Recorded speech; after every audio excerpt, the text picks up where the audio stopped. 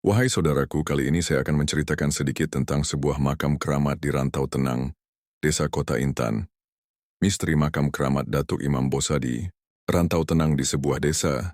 Mengalirlah sungai yaitu Sungai Rokan, tepatnya berada di daerah bernama Rantau Tenang. Yang terletak di pelosok desa Kota Intan, terdapat sebuah makam keramat yang hingga kini masih diselimuti oleh misteri. Makam itu berdiri tenang di sekitar pohon kayu rengas, tepatnya di bawah kayu besi atau gaharu. Pohon rengas yang dikenal angker karena getahnya yang bisa menyebabkan gatal dan melepuh.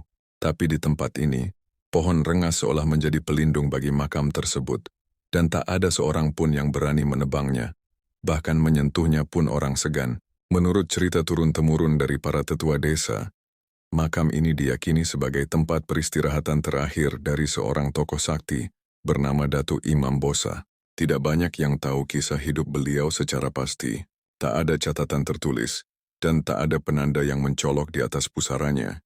Namun masyarakat desa Kota Intan mempercayai dengan penuh keyakinan bahwa Datuk Imam Bosa adalah salah satu leluhur awal desa, seorang alim, pemimpin ruhani, dan juga ahli dalam ilmu spiritual tingkat tinggi.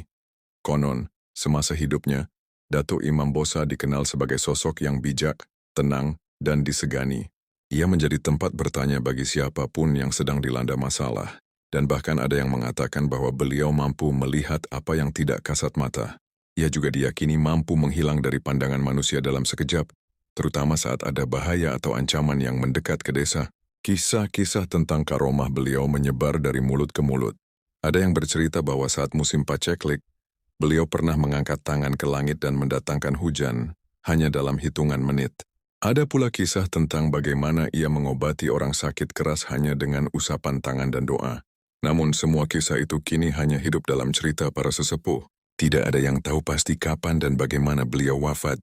Yang pasti, sejak ditemukan makam di bawah pohon rengas itu, berbagai kejadian aneh dan sakral mulai terjadi. Setiap kali ada orang yang datang dengan niat tidak baik ke lokasi makam, mereka pasti mengalami gangguan. Ada yang tiba-tiba kesurupan, ada yang tersesat meski sudah berulang kali ke sana. Bahkan ada yang melihat sosok berjubah putih duduk bersila di atas makam pada malam-malam tertentu. Masyarakat sekitar pun percaya bahwa tempat itu kini menjadi pagar gaib desa mereka. Tak sedikit warga yang datang untuk berziarah ke makam itu, khususnya setiap malam Jumat atau saat bulan purnama, membawa bunga dan membacakan doa.